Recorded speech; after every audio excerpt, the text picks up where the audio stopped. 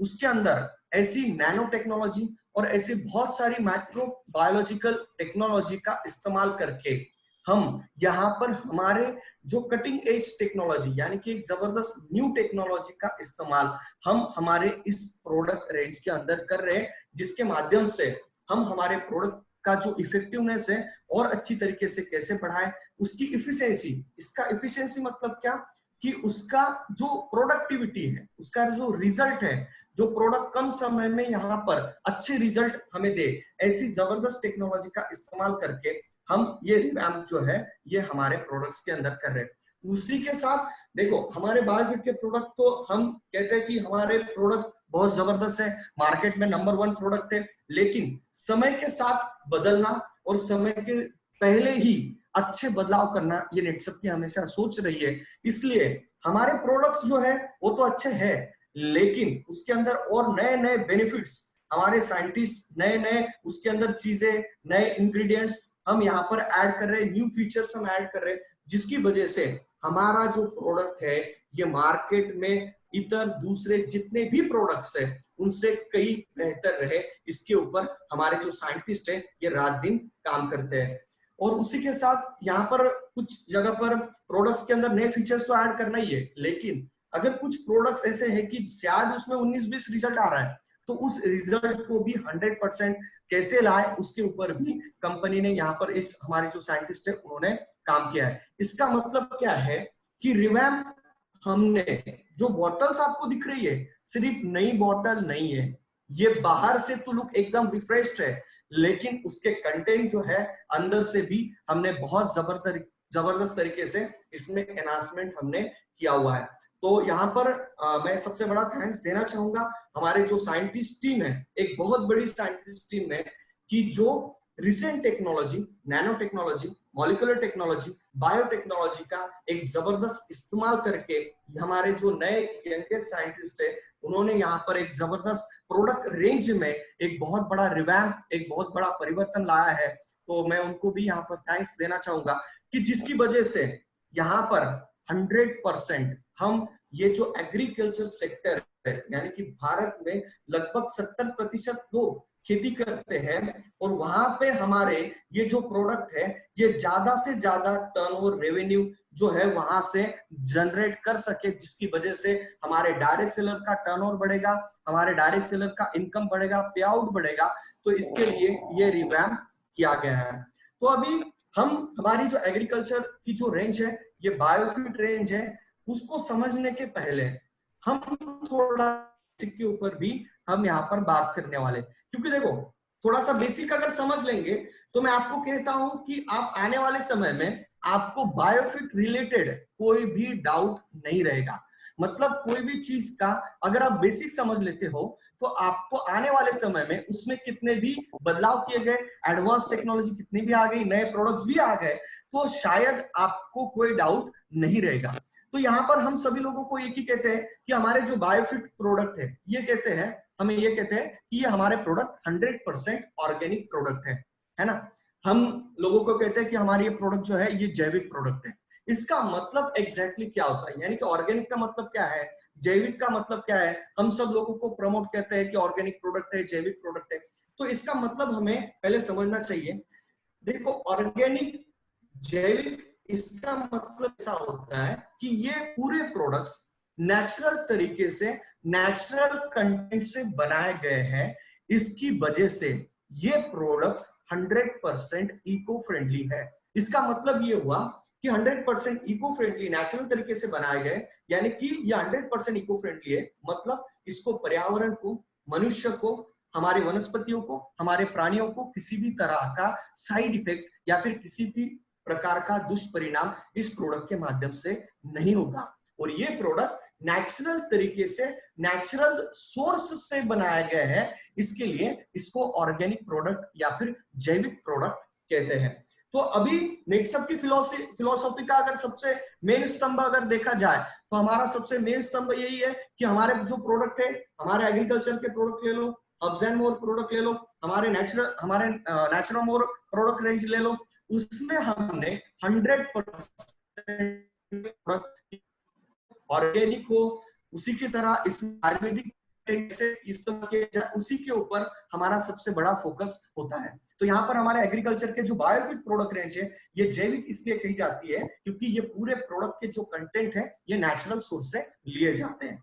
तो हम आगे बढ़ते हैं हमारी प्रोडक्ट रेंज के ऊपर, लेकिन प्रोडक्ट रेंज को समझने से पहले हमें थोड़ा सा बेसिक समझना बहुत जरूरी है। देखो, ये जो सारा बेसिक है ये किसके लिए प्रोडक्ट रेंज किसके लिए बनाई है? हमारे फसल्स के लिए बनाई है।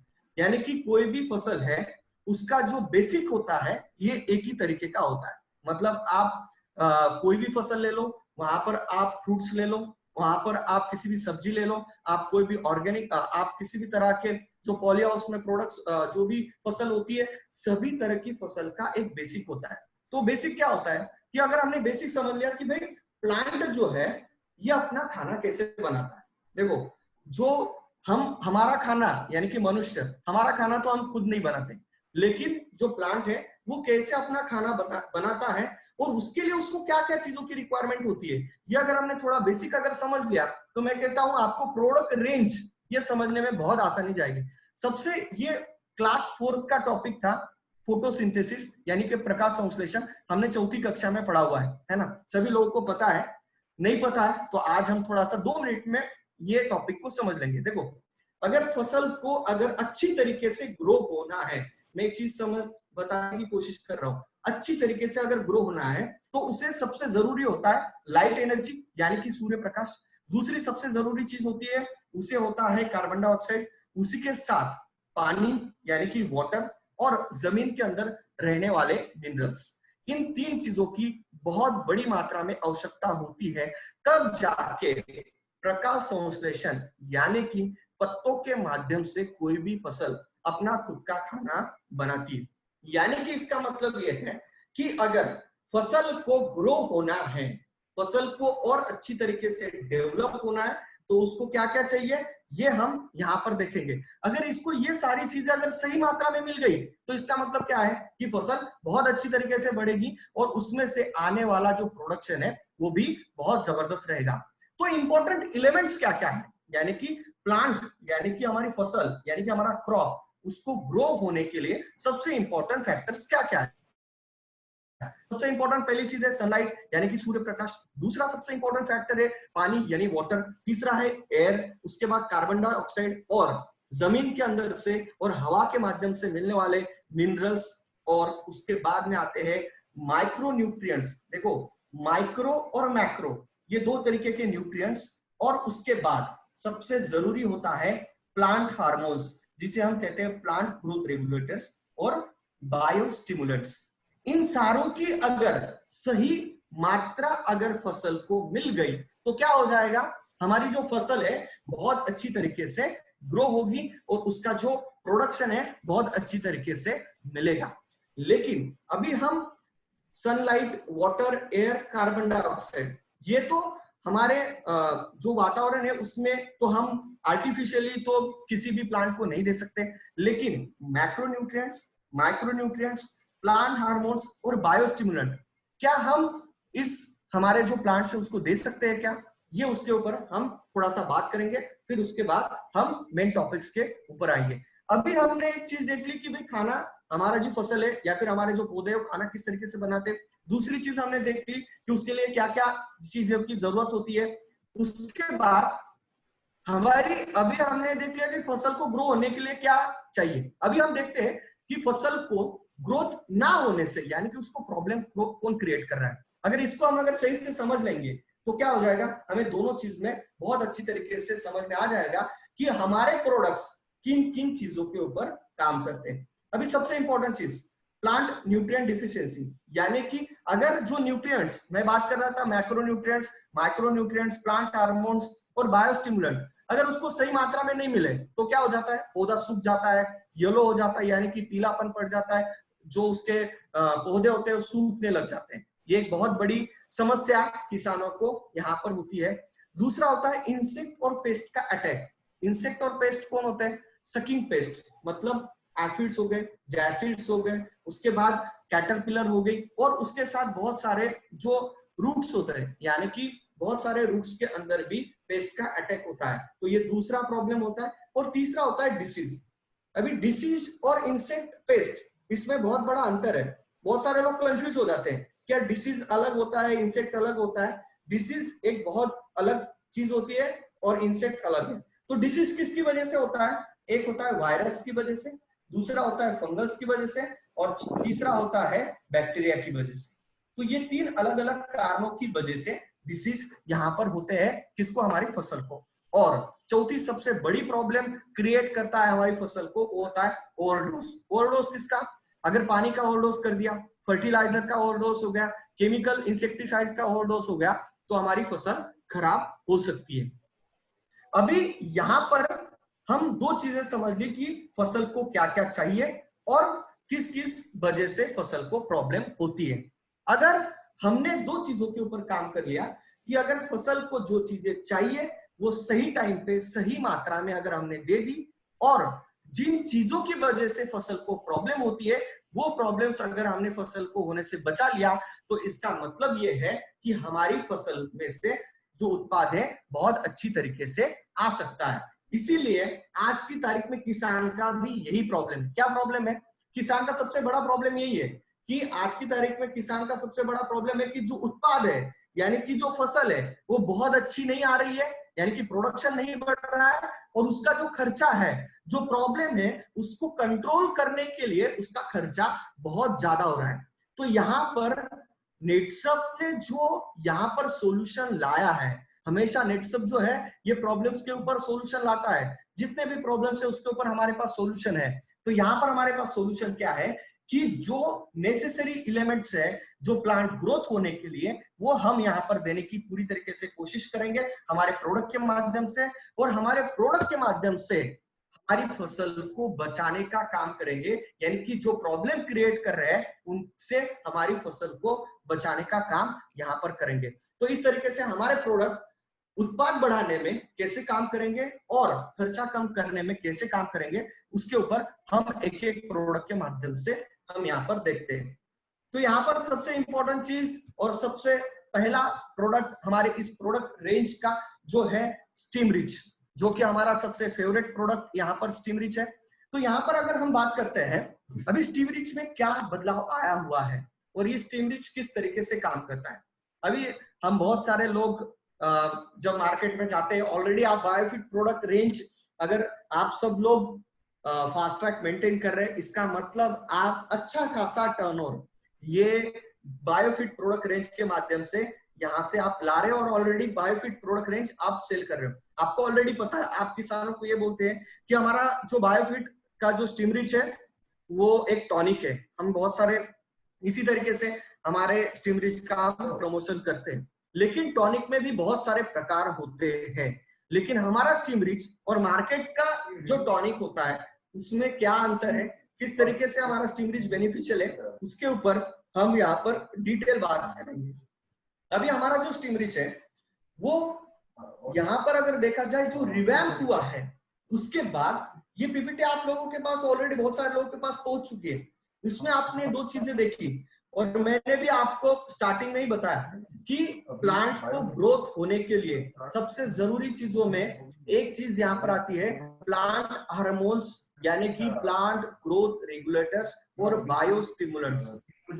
ये प्लांट हार्मोन्स होते क्या है? जैसे कि हमारी बॉडी में भी बहुत सारे हार्मोन्स होते हैं, मतलब मनुष्य की बॉडी में और स्त्री की बॉडी में बहुत अलग अलग तरीके के हार्मोन्स होते हैं जो हमारी बॉडी को पूरी तरीके से कंट्रोल करते हैं, या फिर उसके जो बॉडी के जो पार्ट्स होते हैं उसको उसका इफेक्टिवनेस बढ़ाने के लिए हार्मोन्स बहुत इंपॉर्टेंट रोल प्ले करते हैं। लेकिन अभी फसल में भी हार्मोन्स होते हैं क्या? 100% फसल में भी हार्मोन्स रहते हैं, लेकिन ये जो हार्मोन्स रहते हैं हर फसल में ये पर्याप्त मात्रा में नहीं रहते। एक चीज समझो, क्या हार्मोन्स जो होते हैं हर फसल में रहते हैं, लेकिन वो पर्याप्त मात्रा में नहीं रहते, यानी कि कम मात्रा में रहते, जिसकी वजह से अगर हम ये हार्मोन्स हम उनको अगर बाहर से उस फसल को अगर देंगे तो क्या हो जाएगा, वो फसल में क्या हो जाएगी, वो हार्मोन्स की मात्रा बढ़ जाएगी, जिसकी वजह से उसकी प्रोडक्टिविटी जो है ये बढ़ जाएगी। इसलिए हमारा जो नया स्टीम रिच आया है उसमें सबसे इंपॉर्टेंट चीज ऐड की गई है, ये है अलग अलग तरीके के प्लांट ग्रोथ रेगुलेटर्स। देखो प्लांट हार्मोन्स को ही प्लांट ग्रोथ रेगुलेटर्स कहते हैं, उसी के साथ बायो स्टिमुलेंट भी इसके अंदर ऐड किए गए। ये पीपीटी आपने पढ़ी होगी, लेकिन आपको ये समझ में नहीं आया होगा कि यार प्लांट ग्रोथ रेगुलेटर्स होता क्या है, बायो स्टिमुलेंट होता क्या है। ये जो फसल होती है उसके अंदर बहुत कम मात्रा में हार्मोन्स रहते हैं, और ये हार्मोन्स अगर सही मात्रा में या फिर ज्यादा मात्रा में अगर फसल में अगर बढ़ गए तो क्या होता है, फसल की ग्रोथ ये बहुत अच्छी तरीके से हो सकती है। एक छोटा सा एग्जांपल मैं आपको हार्मोन्स का देना चाहूंगा। बहुत सारे लोग जिम में जाते हैं तो स्टेरॉइड्स लेते हैं। अब ये स्टेरॉइड्स क्या करते हैं, हमारे हार्मोन्स को क्या करते हैं, उत्तेजित करने का काम करते हैं, जिसकी वजह से क्या हो जाता है, वो जो जिम में जाने वाले लोग हैं उनकी बॉडी अचानक से ग्रो करने लग जाती है, कम मात्रा में ज्यादा, मतलब कम टाइम में उनकी बॉडी जो है ज्यादा ग्रोथ पकड़ती है, मसल जो है उनके बन जाते हैं। उसी तरह के ये जो प्लांट ग्रोथ रेगुलेटर्स है, ये अगर हम फसल को बाहर से अगर देंगे तो क्या हो जाएगा, फसल में एक जबरदस्त तरीके से ग्रो हो सकती है। उसी के साथ जो बायोस्टिमुलेंट है एक बहुत बड़ा रोल प्ले करते हैं, क्या कि जो फसल की ह्यूमन सिस्टम होती है और जब स्ट्रेस कंडीशन होती है, यानी कि ह्यूमन सिस्टम यानी कि रोग प्रतिकार क्षमता, ये वर्ड आपको अभी ज्यादा समझाने की जरूरत नहीं, आप बहुत अच्छी तरीके से ह्यूमन सिस्टम को बहुत अच्छी तरीके से समझ रहे कुछ दिनों से, जिस दिन से यहाँ पर कोरोना आया है। तो ह्यूमन सिस्टम क्या होती है ये हमें अच्छी तरीके से पता है, लेकिन स्ट्रेस रेजिस्टेंस मतलब पानी कम है या फिर पानी की लेवल ज्यादा हो गई जमीन के अंदर, तो उस टाइम पे ये जो फसल होती है स्ट्रेस में आ जाती है। तो उसमें भी हम यहाँ पर हमारे ऐसे कंटेंट डाले गए हैं बायोस्टिमुलेंट, जिसकी वजह से हमारा जो ये स्टीम रिच है यूनिक प्रोडक्ट बन चुका है और इसके रिजल्ट बहुत जबरदस्त अभी आ रहे हैं। तो यहाँ पर मैंने स्टार्टिंग में ही कहा कि हम हर व्यक्ति को ये टैगलाइन पता है कि स्टीम रिच इस्तेमाल करने से हमारी फसल का 15 से 25-40% तक हमारे उत्पाद में बढ़ोतरी होती है। ये हम हर एक किसान को बताते हैं। तो ये कैसे होते हैं ये भी हम यहाँ पर देखेंगे। तो यहाँ पर मैं आपको थोड़ा सा एक एग्जांपल भी देना चाहूंगा कि बहुत सारे लोग के पास क्वेश्चन आता है कि सर ये स्टीम रिच में क्या डाला है, क्योंकि बोतल के ऊपर तो लिखा नहीं है, लेकिन इसके अंदर क्या डाला है हम ये थोड़ा बता सकते हैं क्या, तो 100% बता सकते हैं। तो इसके अंदर प्लांट ग्रोथ रेगुलेटर्स के साथ साथ बायोस्टिमुलेंट्स जो है ये यहाँ पर ऐड किए गए। तो ये प्लांट ग्रोथ रेगुलेटर और बायोस्टिमुलेंट होते क्या है और इसका रोल जो है ये किस तरीके से हमारा स्टीम रिच किस तरीके से फसल की हर एक अवस्था में ये रोल प्ले करता है।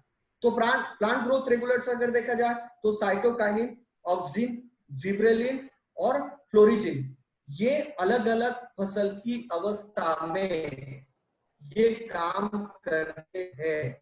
इसी के साथ बायोस्टिमुलेंट क्या है, humic acid, seaweed extract, folic acid, enzyme, proteins, carbohydrate, micro organism यानी कि बैक्टीरिया, इसका एक यूनिक कॉम्बिनेशन बनाया गया है स्टीम रिच। तो अभी आपको अगर कोई क्वेश्चन पूछेगा कि सर स्टीम रिच के अंदर क्या कंटेंट है, बॉटल के ऊपर तो लिखे नहीं है क्योंकि हमारा ये ट्रेड सीक्रेट है। तो ये इस तरीके से कंटेंट हमने यूनिक कॉम्बिनेशन के साथ यहाँ पर डाले। तो प्लांट ग्रोथ रेगुलेटर्स बहुत जरूरी होते हैं फसल की हर एक अवस्था में उसकी ग्रोथ के लिए। तो यहाँ पर हम स्टेप बाय स्टेप देखेंगे कि इसका इम्पैक्ट क्या होता है। तो यहाँ पर ये मैंने आपको बताया क्यों, क्योंकि बहुत सारे लोगों के क्वेश्चन आते हैं कि क्या है एग्जैक्टली ह्यूमिक एसिड क्या होता है। अभी मार्केट का एक छोटा सा एग्जांपल बताता हूँ। स्टीम रिच मार्केट में बहुत सारे टॉनिक मिलते हैं, अभी उसमें आप अगर जाओगे तो पीजीआर प्लांट ग्रोथ रेगुलेटर मिलते हैं, किसी में सिर्फ साइटोकाइनिन मिलेगा, किसी में सिर्फ जिब्रेलिन मिलेगा, किसी में ह्यूमिक एसिड मिलेगा, किसी में सिर्फ फोलिक एसिड मिलेगा।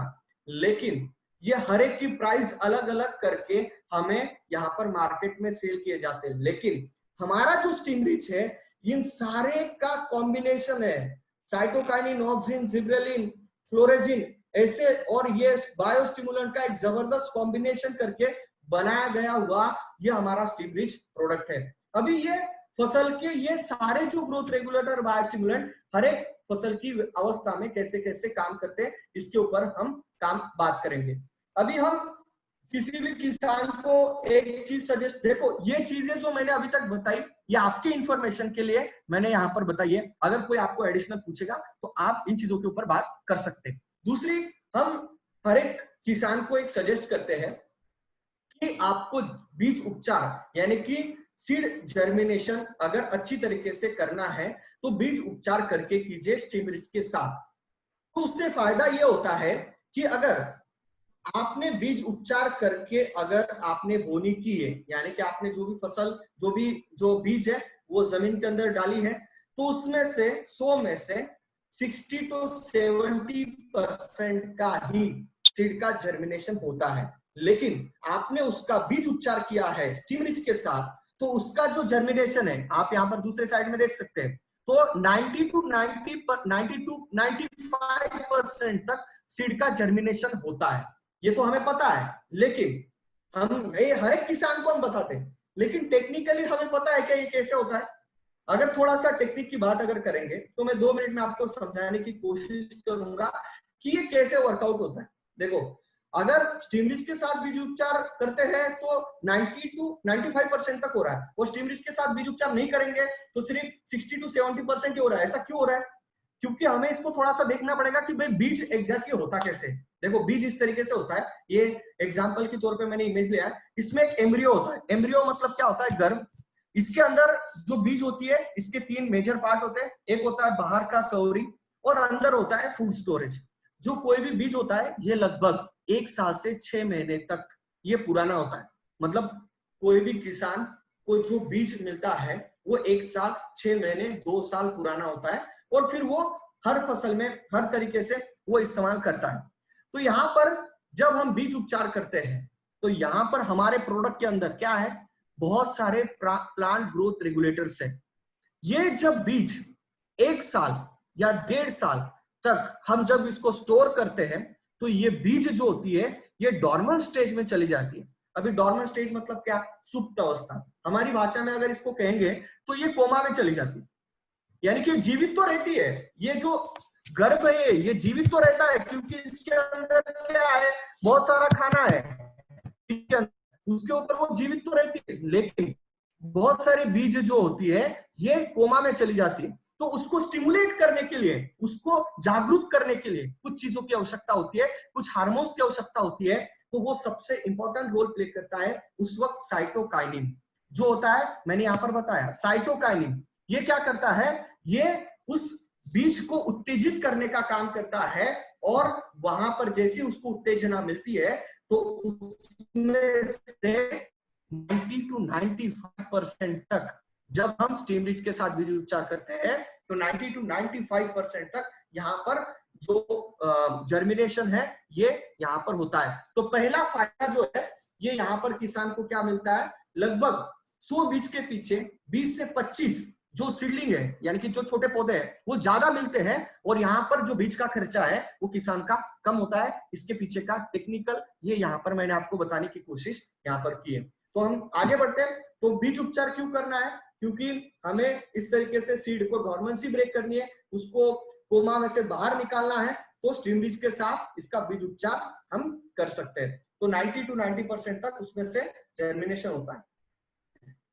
दूसरा जो स्टीम रिच का सबसे इंपॉर्टेंट फायदा यहाँ पर हमने देखा है कि मैंने आपको स्टार्टिंग में बताया, हम स्टार्टिंग की साइड पे यहाँ जाएंगे, मिनरल्स और माइक्रो न्यूट्रिएंट्स ये जो होते हैं ये कहाँ से मिलेंगे? ये हमारी फसल को ग्रोथ होने के लिए बहुत जरूरी होते हैं, लेकिन हमें ये कहाँ से मिलेंगे? ये हमें मिलते हैं जमीन में से, यानी कि जो फसल होती है उसको जमीन में से मिलते हैं। लेकिन ये फसल को कौन देता है? ये ऑलरेडी हमने जमीन के अंदर बहुत सारा न्यूट्रिएंट होता है, माइक्रो न्यूट्रिएंट होते हैं, लेकिन मिनरल्स होते हैं, लेकिन फसल उसको नहीं उठा पाती जमीन में से। क्यों? क्योंकि बहुत सारी फसल जो होती है उसके अंदर सफेद जड़ों की संख्या बहुत कम होती है। अगर आपको एग्जाम्पल देखना है, आप खेत में जाओ और जो हेल्दी फसल है या फिर जो फसल दूसरे फसल से थोड़ी ज्यादा ऊंची हो गई है उसको आप खेत में से निकालो और उसकी जड़ें देखो, तो वहां पर आपको सफेद जड़ों की संख्या ज्यादा दिखेगी। क्यों? क्योंकि सफेद जड़ों की संख्या अगर बढ़ती है तो क्या होता है? जमीन के अंदर जितने भी मिनरल्स मैक्रोन्यूट्रिएंट और माइक्रोन्यूट्रिएंट्स होते हैं उसको एब्सॉर्ब करने का काम कौन करता है? सफेद जड़ें करते हैं। तो हमारे स्टीम रिच के अंदर कुछ ऐसे कंटेंट है कि जो ये काम करते हैं।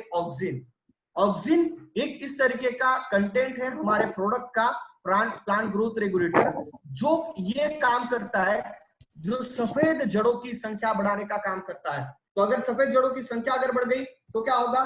फसल जमीन में से ज्यादा न्यूट्रिएंट उठाएगी और किसको देगी? फसल को ऊपर देगी, तो जिसकी वजह से फसल की ग्रोथ होगी और फसल को सही मात्रा में न्यूट्रिशन मिलेगा। तो क्या होगा? पत्ते की साइज बढ़ती है, पत्ती में ग्रीनरी बढ़ती है, जिसकी वजह से क्या होगा?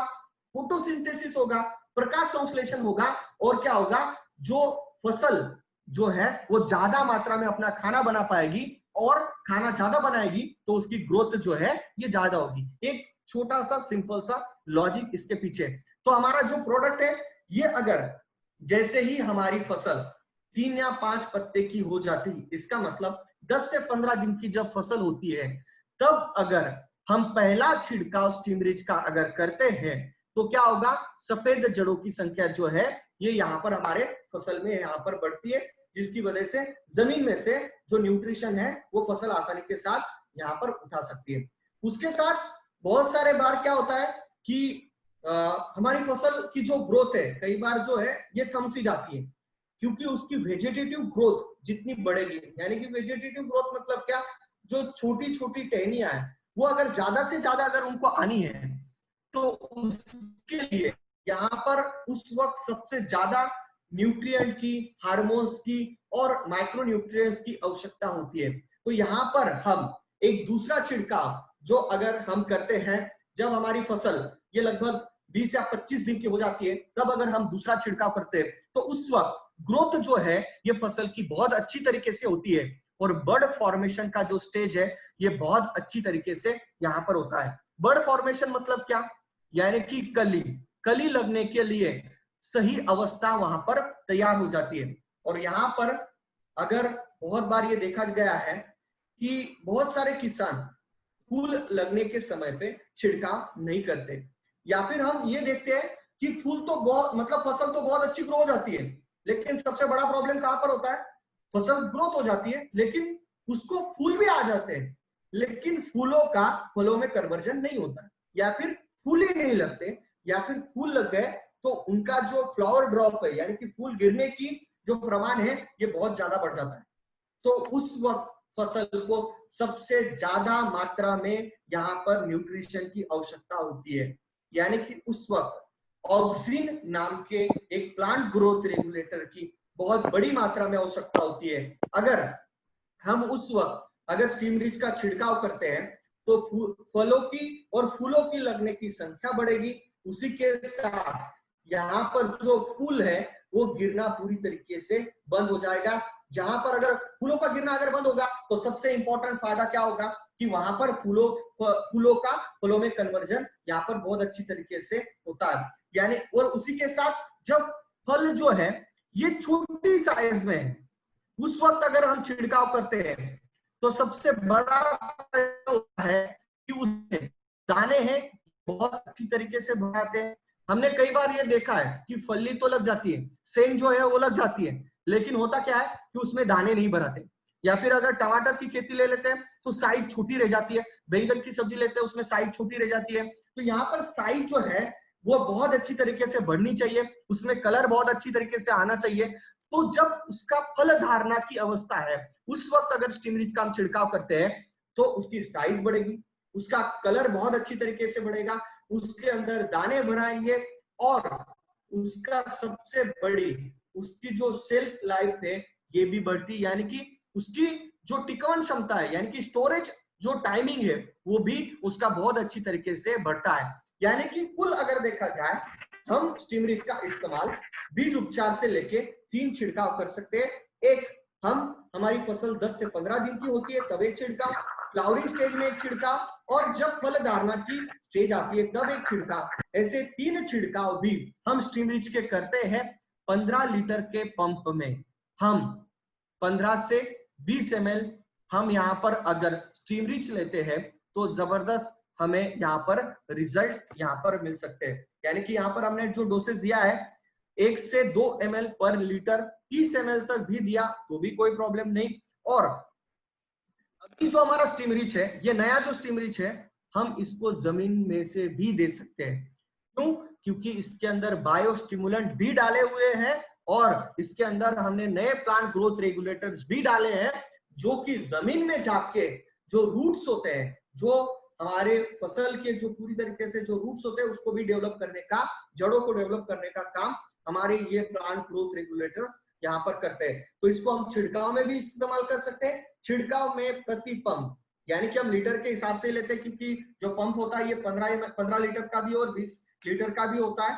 तो 1 से 2 ml पर लीटर, उसी के हिसाब से ये 2 एकड़ में हम ड्रिंचिंग के माध्यम से भी हम 1 लीटर जो हमारा स्टीम रिच है इसको दे सकते हैं। 1695 इसकी एमआरपी है। हमें बहुत सारे लोगों का क्वेश्चन आता है कि सर ये थोड़ा सा महंगा पड़ता है मार्केट से। आप मुझे बताओ 1695 है ना, मार्केट का स्टीम रिच, मार्केट का कोई भी टॉनिक ले लो, हमारे इससे कंपेयर होगा ही नहीं। आप मेरे से अगर बात करेंगे, आप एक काम करो, ये जो स्लाइड है इसका स्क्रीनशॉट ले लो और ये स्लाइड, इसके जो कंटेंट है, ये कंटेंट वाला टॉनिक सभी वाला एक साथ लेके आओ, आपको कहीं पर भी नहीं मिलेगा। और मिलेगा भी तो बहुत अलग अलग जार आपको खरीदने पड़ेंगे और उसका कॉस्टिंग बहुत ज्यादा चले जाएगा।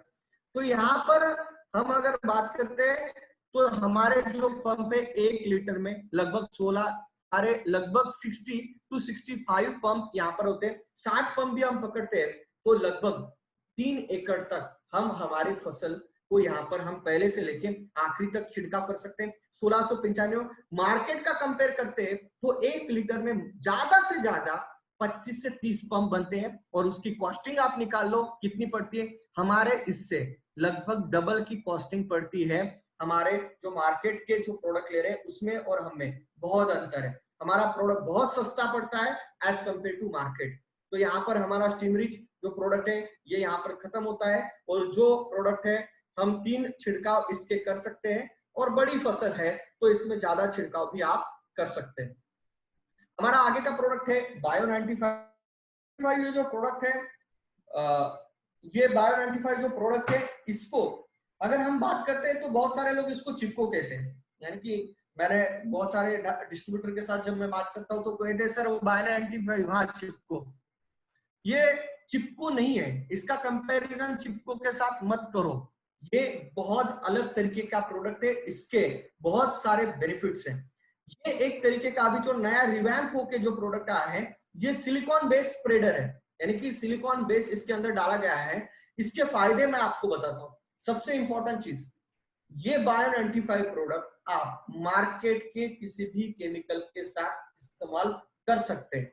और आप अगर मार्केट के केमिकल का अगर बात करते हैं तो हम जो कोई भी दवा है ये पानी के अंदर मिक्स करते हैं। कोई भी केमिकल आप मार्केट से लाते हो, हमारा 15 लीटर का पंप होता है, उसके अंदर हम वो दवा डालते हैं और वो दवा हम छिड़कते हैं।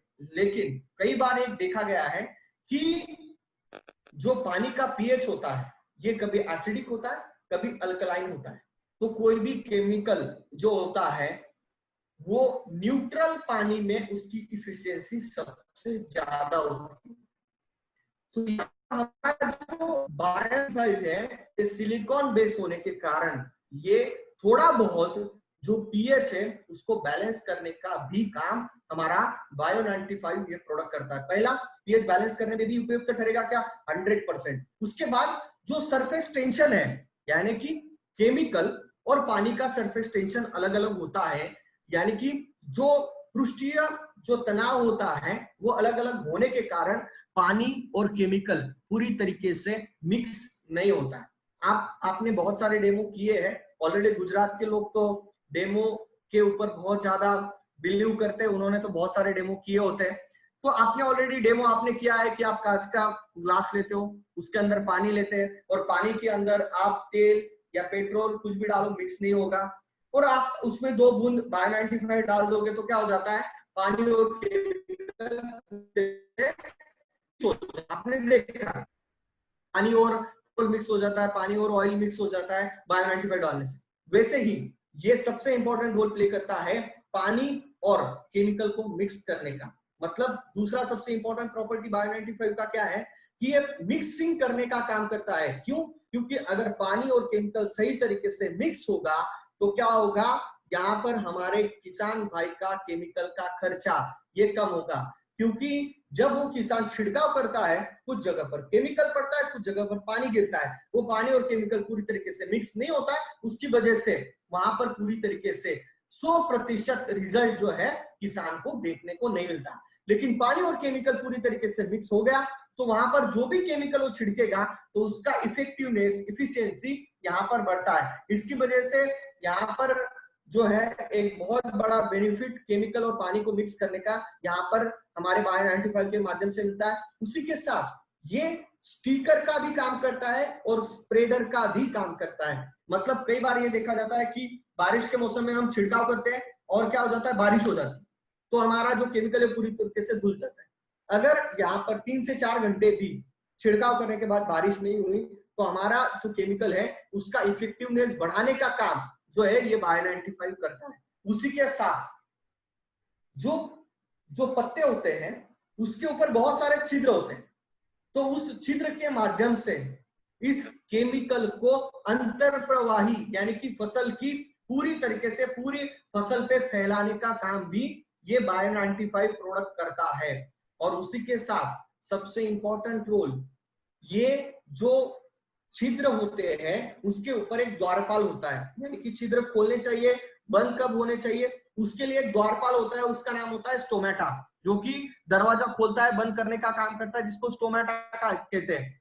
जो कि इवापोरेशन यानी कि फसल में से बाष्पीभवन होने का जो रेट है उसको कंट्रोल करने का काम ये स्टोमेटा करता है। तो उसको कंट्रोल करने के लिए ये बायो 95 बहुत इंपॉर्टेंट रोल यहाँ पर प्ले करता है। यानी कि आप अगर देखेंगे तो ये स्टिकर का काम करता है, स्प्रेडर का काम करता है, मिक्सिंग का काम करता है, अंतर प्रवाही का काम करता है, और ये उसी के साथ पीएच को कई हद में बैलेंस करने का भी काम करता है, पानी की पीएच को। तो आप देख सकते हैं कि बायो 95 ये जो प्रोडक्ट है ये एक हमारा ऑलराउंडर प्रोडक्ट है।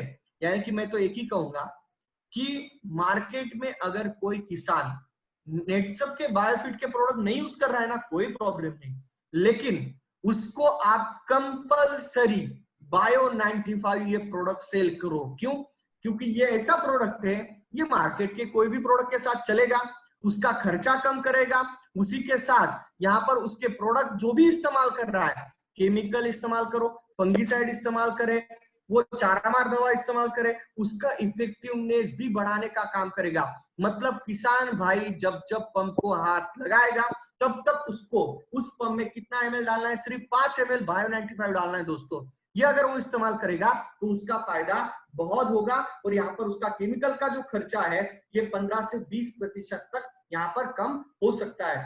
तो अब की बार आप अगर किसान आपकी बात अगर प्रोडक्ट वो बोलता है कि सर मुझे ऑर्गेनिक खेती नहीं करना, बहुत बात बोलते हैं भाई नहीं करना है तो कम से कम बायो 95 तो इस्तेमाल कर, जो कि इसके केमिकल का खर्चा कम करेगा। यानी कि हम अगर कोई किसान के पास जाते हैं तो हम बायो 95 बेच के ही आना है, जैसे कि हम करते हैं, हमारे अस्मिताएं करती है, हमारे सभी डायरेक्ट सेलर करते हैं। अगर उसने ज्वाइनिंग नहीं किया तो कम से कम उसको हमारा कुछ ना कुछ एक प्रोडक्ट को भी सेल करके आते हैं। तो वैसे हमारा बायो 95 ये प्रोडक्ट जो है ये हम हर एक किसान को कंपलसरी सेल कर सकते हैं, किसी भी किसान को, भले वो हमारे प्रोडक्ट इस्तेमाल करे नहीं करे, क्योंकि ये प्रोडक्ट सभी प्रोडक्ट्स के साथ इस्तेमाल कर सकते हैं, हमारे प्रोडक्ट्स के साथ साथ भी, और मार्केट के हर एक केमिकल के साथ इसका इस्तेमाल करना है। लेकिन इसको 15 लीटर के पंप में सिर्फ 5 ml इस्तेमाल करना है और इसको मात्र छिड़काव में ही इस्तेमाल करना है। तो ये हमारा बायो 95 प्रोडक्ट है। इसके जो यहाँ पर आप पीपीटी में देख रहे हैं कि नॉर्मल स्प्रे में कैसे वहां पर बूंद बूंद दिख रही है जो कि फसल के ऊपर, पत्ते के ऊपर गिरने के बाद, लेकिन यहाँ पर बायो 95 का अगर इस्तेमाल किया है तो पूरी तरीके से फसल के ऊपर यहाँ पर फैला हुआ आपको दिख रहा है। तो यहाँ पर हमारे दो प्रोडक्ट खत्म होते हैं, एक होता है बायो 95 और एक होता है स्टीमरिच। तो आप बहुत सारे लोग पूछते हैं कि सर बायो 95 स्टीमरिच साथ में इस्तेमाल कर सकते हैं क्या? 100% कर सकते हैं। बायो 95 जो है ये स्टीमरिच का इफेक्टिवनेस बढ़ाने में मदद करेगा। ये हो गए हमारे दो प्रोडक्ट। अभी हम थोड़ा सा दूसरे टॉपिक के ऊपर आते हैं, उसके पहले हम फिर से पहले पीपीटी के ऊपर, पहले स्लाइड के ऊपर जाते हैं, जिसमें मैंने कहा था कि मैक्रो और माइक्रो न्यूट्रिएंट्स और मिनरल्स की बहुत आवश्यकता होती है फसल को ग्रो होने में, है ना। हमने अभी तक देख लिया कि हम फसल को प्लांट हार्मोन्स तो दे रहे हैं, किसके माध्यम से, स्टीम रिच के माध्यम से, बराबर, और कुछ हद तक बायोस्टिमुलेंट्स भी दे रहे हैं, किसके माध्यम से, स्टीम रिच के माध्यम से, ठीक है। तो अभी माइक्रो न्यूट्रिएंट्स और माइक्रो न्यूट्रिएंट क्या होता है, मिनरल्स क्या होते हैं, वो देखते हैं, और क्या हम नेटिसम के प्रोडक्ट के माध्यम से ये हम फसल को दे सकते हैं क्या, उसके ऊपर हम थोड़ा सा बात करते हैं। फिर हमारा जो 2 प्रोडक्ट्स है उसके ऊपर हम बात करेंगे। तो प्लांट न्यूट्रिएंट, अभी प्लांट को 2 तरीके की न्यूट्रिशन की आवश्यकता होती है। कौन से 2 न्यूट्रिशन होते हैं, एक होता है मैक्रो न्यूट्रिएंट और दूसरा होता है माइक्रो न्यूट्रिएंट। देखो ये एडिशनल नॉलेज है, शायद कुछ लोगों को बोर हो रहा होगा, लेकिन मेरा काम है, मैं आपको बताऊंगा। जो लोग इसको अच्छी तरीके से समझ लेंगे तो मुझे लगता है कि आप मार्केट में कोई भी प्रोडक्ट को बहुत अच्छी तरीके से कंपेयर कर सकते हैं अपने प्रोडक्ट के साथ। इसलिए मैं आपको कुछ ये एक्स्ट्रा जानकारी यहाँ पर देने की कोशिश कर रहा हूँ। प्लांट न्यूट्रिएंट क्या होता है, देखो फसल को ग्रो होने के लिए कुछ मैक्रो मतलब मेजर यानी कि पूरी तरीके से महत्वपूर्ण, और माइक्रो मतलब कम मात्रा में लगने वाले न्यूट्रिएंट कौन से, आयरन है, मैग्नीज है, बोरॉन है, जिंक है, कॉपर है, क्लोरीन है, निकेल है, मोलिब्डेनम है। मैक्रो न्यूट्रिएंट एनपीके, जो हमें बहुत अच्छी तरीके से पता है, एन मतलब नाइट्रोजन, के मतलब पोटेशियम, पी मतलब फॉस्फोरस, एनपीके। ये एनपीके ये बहुत बड़ी मात्रा में फसल को ग्रो होने के लिए लगता है। अगर ये फसल को नहीं मिलेंगे तो फसल अच्छी तरीके से ग्रो नहीं हो पाएगी। इसलिए हमारे किसान भाई क्या करते हैं, किसान भाई मार्केट में जाते हैं। आपको अगर आपने अभी तक नहीं देखा है तो आप ऑनलाइन भी देख सकते हैं। बोरी, केमिकल की बोरी है, उसके ऊपर लिखा रहता है एनपीके और उसमें रेशो लिखा होता है 10 26 26, 10 26 26, ऐसा उसके ऊपर लिखा रहता है। 18 18 10, 18 18, ऐसा 0 0 32, ऐसा अलग अलग उसके ऊपर लिखा रहता है। वो रहता है एनपीके का रेशो, यानी कि उस बोरी के ऊपर एनपीके का रेशो होता है। और ये हमारे किसान भाई ये हमारे जमीन में क्यों डालते हैं, क्योंकि हमारे जमीन में ये न्यूट्रिएंट पहले भी थे, ये न्यूट्रिएंट हमारे जमीन में पहले भी थे, लेकिन जब से हरित क्रांति हुई उस वक्त से क्या बोला गया था कि उत्पाद बढ़ाने के लिए हम कुछ एडिशनल न्यूट्रिएंट जमीन में डाल सकते हैं क्या, तो उसके माध्यम से हम ज्यादा पैदावार बढ़ा सकते हैं।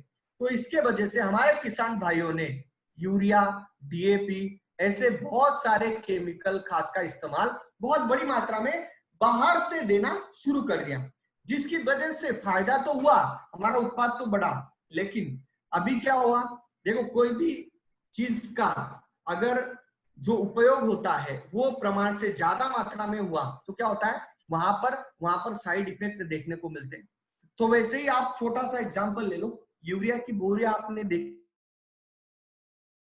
46% नाइट्रोजन, आपने क्लियर कट देखा होगा कि 46% उसमें नाइट्रोजन है। मतलब क्या, जब आप आपके खेत में 1 क्विंटल यानी कि 100 केजी यूरिया डालोगे, मतलब लगभग 2 बोरी यूरिया डालोगे, तब जाके 46 केजी 46 केजी उसमें से एन मतलब नाइट्रोजन मिलेगा।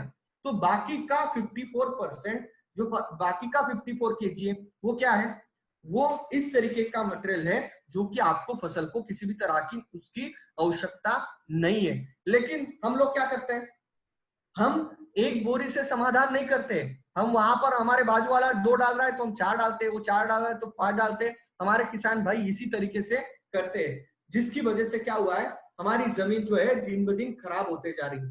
देखो जमीन को इन सारी चीजों की आवश्यकता है। अभी हम जिस तरीके से केमिकल खाद का इस्तेमाल कर रहे हैं उसकी वजह से हमारा जो जमीन है ये दिन ब दिन हार्ड होते जा रहा है। उसके अंदर ये जो न्यूट्रिएंट है ये नेचुरल तरीके से बनते थे।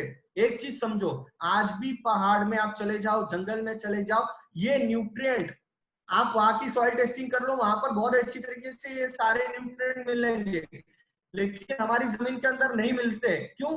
क्योंकि हमने वो पूरी तरीके से खत्म कर दिए। और केमिकल की वजह से क्या हुआ है कि हमारी जमीन के अंदर ऐसे बहुत सारे मित्र कीटक थे, केचुए थे, उनको हमने क्या कर दिया है, केमिकल की वजह से उन सबको हमने खत्म कर दिया है, जिसकी वजह से हमारी जमीन के अंदर ये मैक्रो और माइक्रो न्यूट्रिएंट का प्रमाण दिन ब दिन कम होते जा रहा है। और आप कोई भी किसान को एक क्वेश्चन पूछो कि आप एक काम करो, इस साल आप कोई भी केमिकल खाद आपके खेत में नहीं डालोगे और आपका उत्पाद कितना आएगा, वो पूछ लो उसको, वो क्या आंसर देता है, वो एक ही आंसर देगा कि कुछ भी नहीं आएगा, जीरो आएगा, जीरो। ऐसा क्यों? क्योंकि वहां पर हमने हमारी जमीन को आदत डाल दी है। तो अभी किसान इसमें से बाहर निकल सकता है क्या? 100% निकल सकता है। तो अभी तक हमारा किसान भाई, देखो आप किसान को ये समझाओ कि भाई तुम्हारी जमीन कितनी खराब हो रही है, ऑलरेडी हम समझाते ही है, और यहां से उसको सोल्यूशन क्या है, इसमें से बाहर निकलने का सोल्यूशन क्या है। तो यहाँ पर नेटसप ने जो लिक्विड बायो फर्टिलाइजर NPK ये जो लाया हुआ है, एक जबरदस्त यहाँ पर एक नया विकल्प, एक नई टेक्नोलॉजी का एक नया विकल्प यहाँ पर नेटसप ने किसानों के लिए दिया हुआ है। तो अभी बहुत सारे लोग मुझे क्वेश्चन पूछते हैं और आपको भी पूछते होंगे कि सर एनपीके में फिर ये 10 26 26 कितना होता है, या फिर ये जो क्या बोलते हैं इसको, इसमें 10 एन में कितना है, पी में कितना है, के में कितना है, सब पूछते हैं। इसमें किसी भी तरह का एनपीके में कोई भी रेशो नहीं है, ये कोई खाद नहीं है, ये बायो फर्टिलाइजर है। और इसके अंदर क्या है, इसके अंदर जीवित बैक्टीरिया है। क्या है? बैक्टीरिया है। आप बोलेंगे सर ये तो लिक्विड है, लेकिन ये बैक्टीरिया कैसे है? देखो ये जो बोतल है इसके अंदर क्या है, मैं आज आपको दिखाने की कोशिश करूंगा। इसके अंदर इस तरीके के बैक्टीरिया है, ये अजोटोबैक्टर है, जो कि एन, जो हमारा नाइट्रोजन यानी कि एन है, उसके अंदर ये अजोटोबैक्टर है। अभी इसके अंदर, इस बोतल के अंदर कुछ लिक्विड भी है और उस लिक्विड में ये बैक्टीरिया है। अभी वो लिक्विड क्या है? वो लिक्विड इस बैक्टीरिया का खाद है, जिसके ऊपर वो जीवित रहता है ना। तो ये जो बैक्टीरिया है इसका जो रेशो है, इसका जो रेशो है यानी कि जो अजोटोबैक्टर है, एन में क्या है? अजोटोबैक्टर, पी में क्या है? फॉस्फरस सोल्युलाइजिंग बैक्टीरिया, के में क्या है?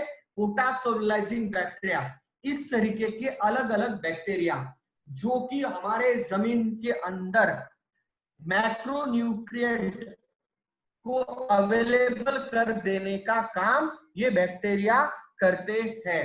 तो अभी ये जो बैक्टीरिया है ये क्या काम करते हैं, किस तरीके से इसका फायदा होगा, उसके पहले हम जाते हैं कि ये बैक्टीरिया का प्रमाण कितना है। तो ये जो लिक्विड आप देखते हो, वो अगर 1 ml लिक्विड लोगे, कितना?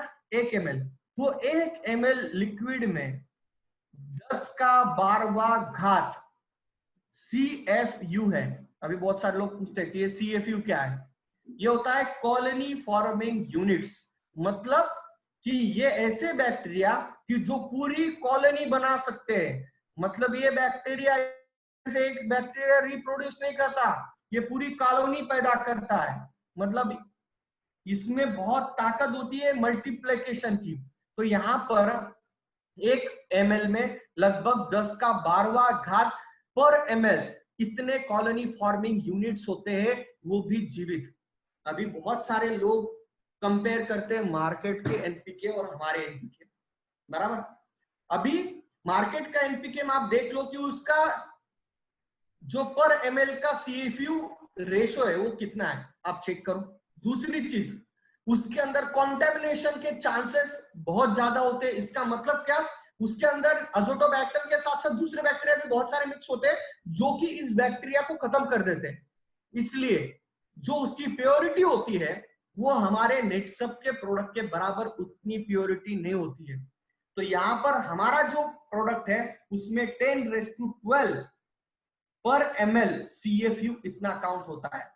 तो अभी ये क्या करते हैं, ये बैक्टीरिया क्या करते हैं, ये एन के bacteria, azotobacter, phosphorus solubilizing bacteria, potash solubilizing bacteria जमीन के अंदर जाके जो फसल होती है उसको, जो माइक्रोन्यूट्रिएंट्स और माइक्रोन्यूट्रिएंट्स होते हैं, मैक्रोन्यूट्रिएंट्स मतलब NPK, जो जमीन में कॉम्प्लेक्स फॉर्म में पड़े होते हैं, जो फसल यानी कि जो हमारी सफेद जड़ें आसानी के साथ उठा नहीं सकती, उनको ये आसानी के साथ अवेलेबल कर देता है, उन सफेद जड़ों को, ताकि ये जमीन के अंदर से ये सारा न्यूट्रिशन उठा के किसको देता है, फसल को देने का काम ये सफेद जड़ें करते हैं। यानी कि हमारी बैक्टीरिया जमीन के अंदर जाके माइक्रो न्यूट्रिएंट्स अवेलेबिलिटी की संख्या भी बढ़ाता है, उसी के साथ मैक्रो न्यूट्रिएंट्स अवेलेबिलिटी भी बढ़ाता है, और जो जमीन के अंदर माइक्रो ऑर्गेनिज्म है, जो मित्र कीटक है, उसी के साथ जो बैक्टीरिया है,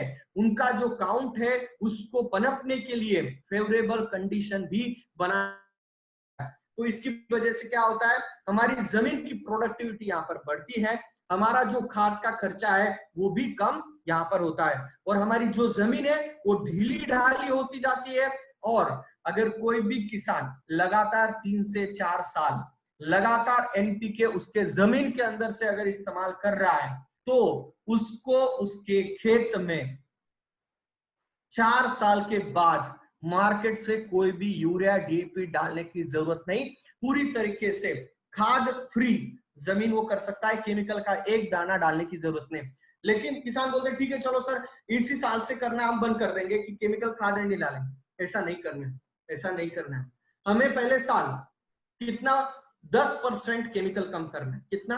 पहले साल 10%। कुछ लोग क्या करते हैं डायरेक्ट आधा कर देते 50%। ऐसा मत करो, जिसकी वजह से शायद अभी हमारे बहुत सारे डायरेक्ट सेलर क्या करते हैं, डिस्ट्रीब्यूटर क्या करते हैं, किसान को बोल देते हैं कि भाई इस साल तुमको आधा ही केमिकल खाद डालना है। ऐसा मत करो, पहले साल 10% कम करो, दूसरे साल 20 से 25% तक कम करो, तीसरे साल 50% तक, और चौथे साल 75% तक आप केमिकल धीरे धीरे धीरे कम करते जाओ। और हमारा जो हमारा एनपीके है उसको आप जमीन में से देते रहो।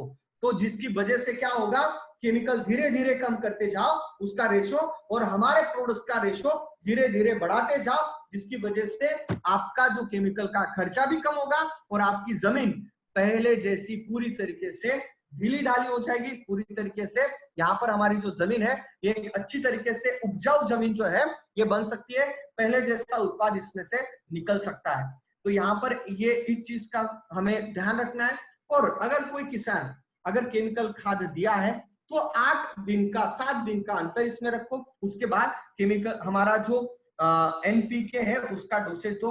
हर फसल में आप 1 या 2 डोसेज भी दिए, यानी कि हमारी फसल, मैंने जब बताया स्टार्टिंग में, हमारी फसल अगर 15 से 20 दिन की होती है तब 1 डोज दे सकते हैं, या फिर फ्लावरिंग स्टेज के वक्त 1 डोज इसका दे सकते हैं। ऐसे 2 डोसेस जो जमीन के अंदर से हम यहाँ पर दे सकते हैं।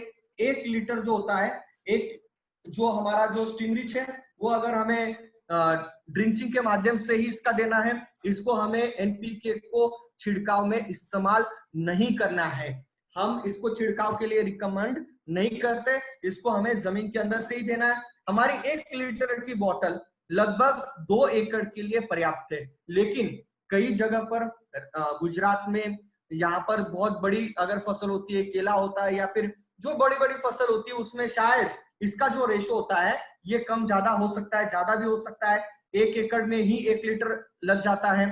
तो यहाँ पर एनपीके दोनों को मिक्स करके हम यहाँ पर दे सकते हैं। तो हमारा एनपीके जो है ये कोई खाद नहीं है, ये बायो फर्टिलाइजर है।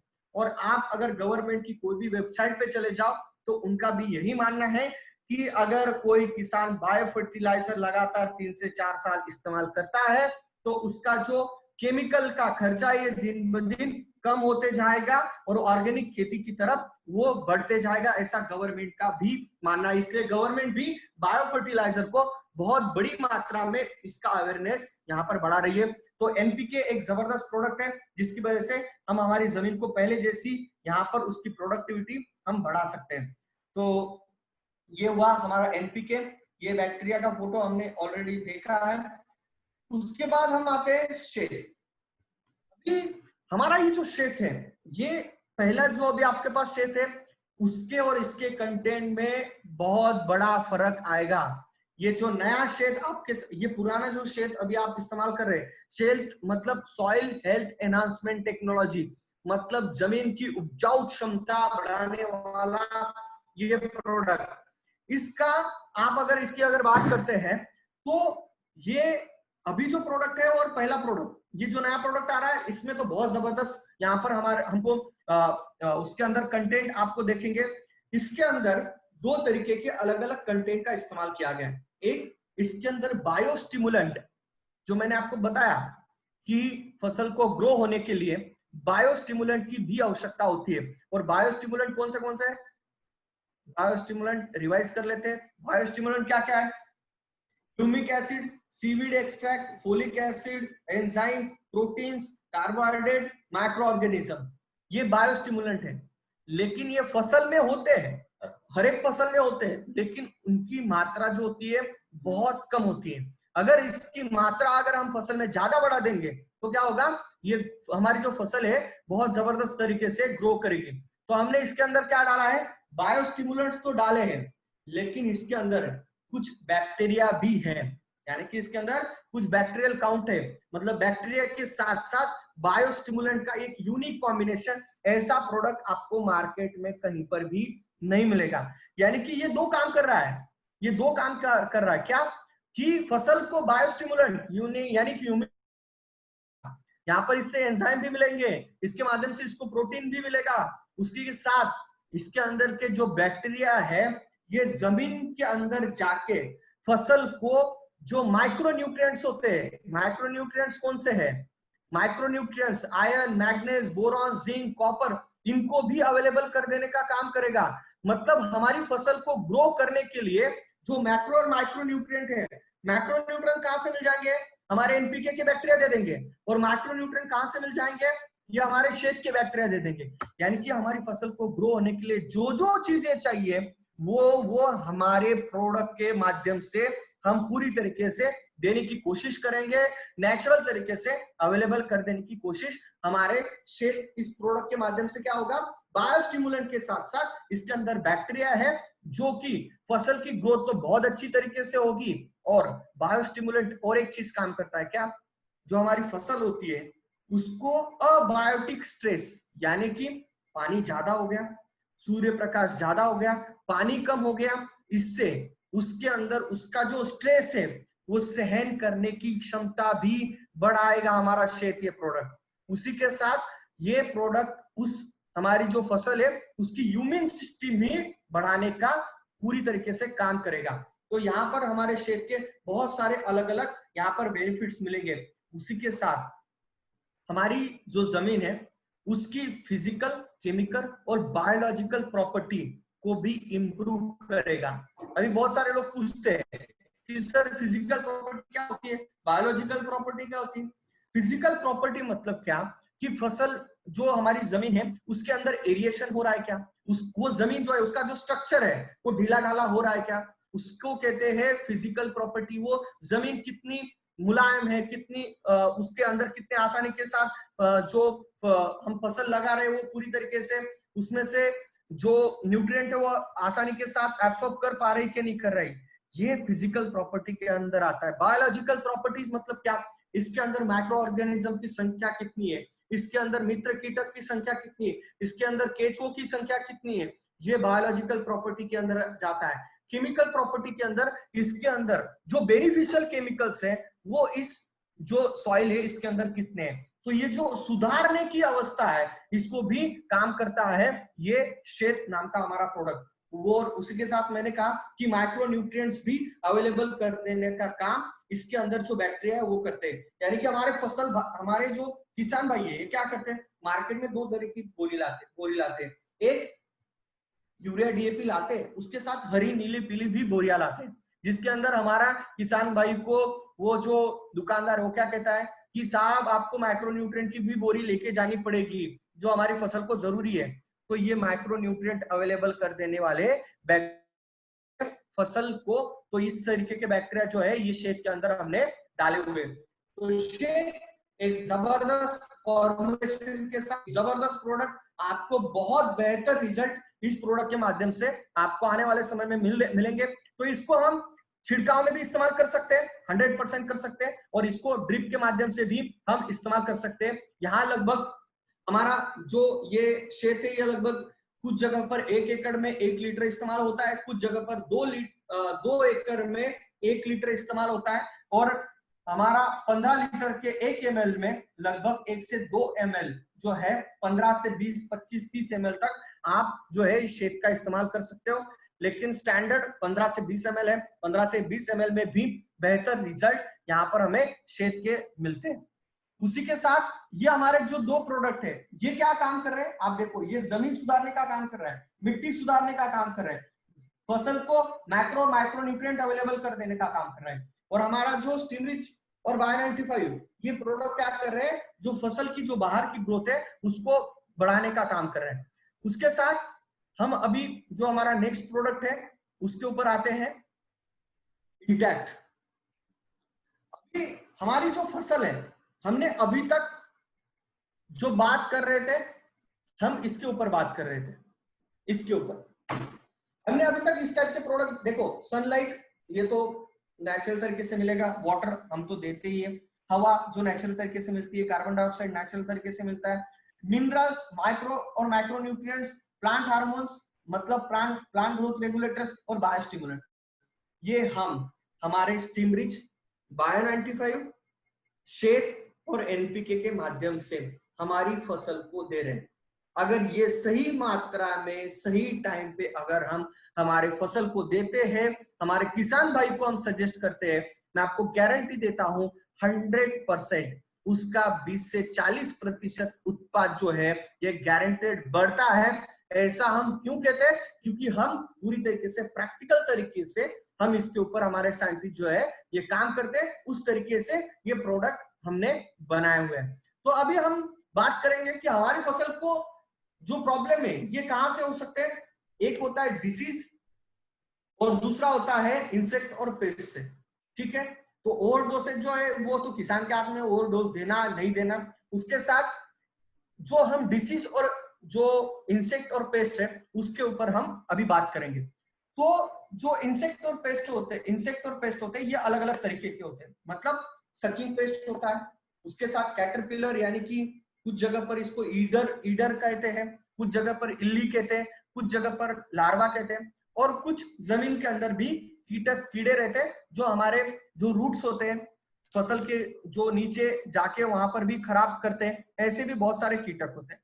तो यहाँ पर अभी हमारा जो इंटैक्ट प्रोडक्ट है ये किसके ऊपर काम करता है, ये सकिंग पेस्ट के ऊपर काम करता है। और जो अभी नया इंटैक्ट जो आपके हाथ में आएगा वो इसके अंदर कुछ एडवांस कुछ कंटेंट हमने डाले हुए हैं, है ना। तो यहां पर हमारा जो इंटैक्ट है ये अगर हम स्टार्टिंग से इस्तेमाल करते हैं एज अ प्रिवेंटिव, क्योंकि हमारे किसान भाई क्या करते हैं, हमारे किसान भाई छिड़काव कब करते हैं, जब उसको उसके आंखों को जब उसके खेत में करता है, लेकिन तब तक वो जो कीटक होता है उसने ऑलरेडी बहुत सारा नुकसान हमारी फसल को करके रखा रहता है। लेकिन हम स्टार्टिंग से एज अ प्रिवेंटिव करके अगर हम इंटैक्ट का इस्तेमाल करते हैं तो हम यहाँ पर हमारे खेत में जो सकिंग पेस्ट आते हैं उसको हम कंट्रोल कर सकते हैं। तो यहाँ पर हमारा जो प्रोडक्ट है ये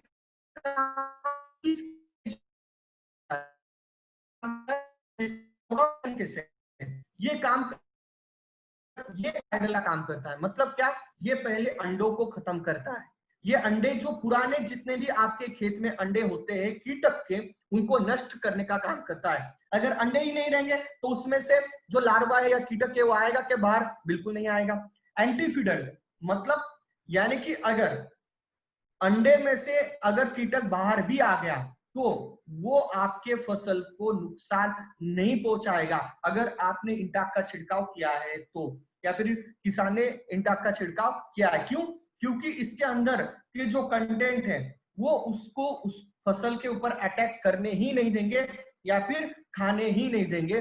उसके साथ ग्रोथ रिटार्डर मतलब वहां पर उसकी ग्रोथ जो है ये नहीं होने देगा। ये हमारा इंटैक्ट प्रोडक्ट, किसकी, जो कीटक होते हैं रस चूसक कीटक। अभी रस चूसक कीटक जो कौन से होते हैं, एफिड होता है, यानी कि आपने देखे होंगे आपकी भाषा में हरे मच्छर हम मच्छर कहते हैं, जिसे हरे मच्छर कहते हैं। सफेद मक्खी जो कि हमें सबसे ज्यादा मात्रा में देखने को मिलती है कॉटन के खेत में, सफेद मच्छी एफिड्स मक्खी, उसके साथ थ्रिप्स, इन सभी चीजों का सबसे माइट्स, ये सबसे ज्यादा जो होते हैं ये सकिंग पेस्ट, हर एक फसल के ऊपर ये कीटक आपको देखने को मिलते हैं। ये क्या करते हैं, फसल में से जो रस होता है वो उसमें से सक करने का, वहां से उस सैप को जो है वो एब्सॉर्ब करने का काम जो है ये कीटक करते हैं। तो इसको मारने के लिए, इसको किल करने के लिए हमारे पास हमने जो नया एंटाक ला रहे हैं उसके अंदर हमने एल्डिहाइड, केटोनाइज और 3 एल्कलॉइड्स, इस तरीके के ये जो कंटेंट है ये हमने नेचुरल तरीके से एक्सट्रैक्ट करके प्लांट से ही लिए हुए। मतलब ऐसे बहुत सारे सदाफूली आपको पता होगा, तो जो सदाफूली में से एल्कलॉइड्स करके जो एक कंटेंट होता है ये एक्सट्रैक्ट होता है। तो ये जितने भी कंटेंट्स है ये नेचुरल तरीके से हमने अलग अलग फसल में से एक्सट्रैक्ट करके हमारी जो इंटैक्ट है इसके अंदर डाला है, जिसकी वजह से सकिंग पेस्ट के ऊपर ये इफेक्टिवली काम करेगा। तो यहाँ पर ये इको फ्रेंडली है, मतलब इसका कोई भी साइड इफेक्ट नहीं है, इसके अंदर कोई भी केमिकल नहीं है। ये जो कंटेंट मैं आपको बता रहा हूँ, जो सामने आपको पीपीटी में जो दिख रहे हैं, ये सारे कंटेंट हमने अलग अलग वनस्पति से एक्सट्रैक्ट करके हमारे इंटैक्ट इस प्रोडक्ट में डाले। इसका जो स्प्रे करने का तरीका कैसे है, इसको आप बायो 95 के साथ मिक्स करके डाल सकते हैं क्या, 100% डाल सकते हैं। इसका ml जो है वो 2 ml पर लीटर, यानी कि 15 लीटर के पंप में हम 30 ml हम इसका इस्तेमाल कर सकते हैं। तो इस तरीके से हमारा ये इंटैक्ट प्रोडक्ट जो है सकिंग पेस्ट के ऊपर काम करता है। अभी हम आते हैं डिसीज के ऊपर। अभी डिसीज किसकी वजह से होता है, डिसीज होता है एक तो बैक्टीरिया की वजह से, वायरस की वजह से और फंगस की वजह से।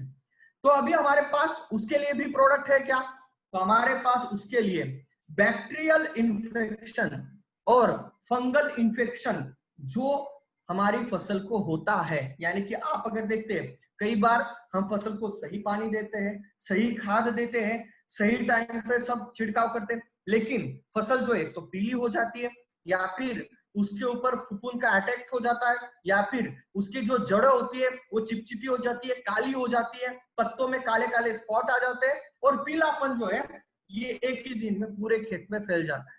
तो कभी ये वायरल की वजह से होता है, कभी बैक्टीरिया की वजह से होता है, कभी फंगस की वजह से होता है। लेकिन हमने ऐसा ये यूनिक प्रोडक्ट बनाया हुआ है जिसका नाम है रैपअप। अभी जो नया रैपअप आपके हाथ में आएगा, इसके अंदर हमने नैनो टेक्नोलॉजी का जबरदस्त इस्तेमाल किया है और नैनो पार्टिकल्स का इस्तेमाल किया हुआ है, जिसकी वजह से जो इफेक्टिवनेस है सिर्फ पहले फंगस के ऊपर रहता था, वो अभी बैक्टीरिया के ऊपर भी ये एंटी बैक्टीरियल भी काम करेगा। मतलब क्या, फंगस मतलब फफूंद, हम फफूंद नाशक लाते हैं मार्केट में से, बराबर, बहुत सारे अलग अलग फफूंद नाशक हम लाते हैं। जब जमीन के अंदर ज्यादा मॉइस्चर होता है, ज्यादा गीलापन होता है, तो हमारे किसान भाई जो होता है वो क्या करता है, अगर बारिश का मौसम ज्यादा हुआ तो हम क्या करते हैं, छिड़काव करते हैं फफूंद नाशक। तो यहाँ पर जो है हमारा रैपअप जो प्रोडक्ट है, ये इसका जो वर्किंग है ये बहुत यूनिक है। हम जब इसका छिड़काव करते हैं तो क्या होता है, तो ये लगभग इसका जब हम छिड़काव करते हैं तो इसका लेयर जो है लगभग 21 दिन तक फसल के ऊपर रहता है, 21 डेज तक इसका लेयर हमारी फसल के ऊपर रहता है। अभी लेयर जो है इसके अंदर का जो कंटेंट है ये क्या है, ये लेयर किस तरीके का है, ये एक तरीके का बैक्टीरियल एक्सट्रैक्ट है। मतलब जीवाणु का जब रिप्रोडक्शन होता है तो उसमें से कुछ एक्सट्रैक्ट आता है, वो एक्सट्रैक्ट इसके अंदर डाला है, जिसकी वजह से ये फंगस का जो ग्रोथ है उसको कंट्रोल करने का काम करता है। यानी कि फंगस का जहां पर इंफेक्शन हुआ है उसको वहीं के वहीं दबा के रखेगा, या फिर उसको वहां पर फंगस की ग्रोथ नहीं होने देगा, बैक्टीरिया की ग्रोथ फसल के ऊपर नहीं होने देगा। मतलब एग्जांपल लेते हैं कि हमारी फसल है, उसके ऊपर हमने छिड़काव कर दिया और हमारे आसपास के खेत में फंगस का अटैक हुआ, यानी कि फफूंद का अटैक हुआ या फिर बैक्टीरिया का अटैक हुआ। तो हमने अगर छिड़काव करके रखा है तो हमारे फसल के ऊपर इसका अटैक हुआ तो भी जो रैपअप है, यानी कि रैपअप मतलब क्या, वो रैपअप यानी कि हम जिस तरीके से हमारी जो पेपर होता है उसको लैमिनेशन करते हैं, उस तरीके का लैमिनेशन ये रैपअप प्रोडक्ट कर देगा। हमारी फसल को लैमिनेशन हो जाएगा और ये एक तरीके का आवरण हमारे जो फसल है उसके ऊपर आ जाएगा, कवच आ जाएगा, जिसकी वजह से फंगस का अटैक हुआ तो भी वो फसल को नुकसान नहीं पहुंचा पाएगा। दूसरा एग्जांपल लेते हैं, अगर अटैक हो चुका है कुछ जगह पर और वहां पर हमने छिड़काव कर दिया तो वो उसको पूरी तरीके से वो आवरण वहीं के वहीं खत्म कर देगा, उसको बाहर नहीं निकलने देगा, स्प्रेड अप नहीं होने देगा। ये रैपअप काम करता है। तो यहाँ पर हमारा रैपअप जो है, इसका जो लेयर है लगभग 21 दिन तक रहता है। हम इसको जमीन में से भी दे सकते हैं क्या? कुछ जगह पर हम जमीन में से भी दे सकते हैं। अगर जो अदरक होती है, हल्दी होती है, उस फसल में हम इसको जमीन के अंदर से भी दे सकते हैं, क्योंकि वहां पर फंगस का अटैक जो है ये बहुत ज्यादा मात्रा में फफूंद का अटैक जो है होता है। तो ये रैपअप जो है यूनिक प्रोडक्ट जो है यहाँ पर कंपनी ने बनाया हुआ है और ये सभी तरह के क्रॉप्स के ऊपर काम करता है। तो इस तरीके से ये रैपअप प्रोडक्ट हमारा काम करता है। और जो है यहाँ पर 5 ml पर लीटर के हिसाब से हम यहाँ पर जो 5 ml है ये ज्यादा है, लेकिन 2 से 3 ml भी हमने इसका इस्तेमाल किया तो भी जबरदस्त तरीके से ग्रोथ यहाँ पर हमारा जो फंगस है उसको पूरी तरीके से रोकने का काम यहाँ पर करेगा।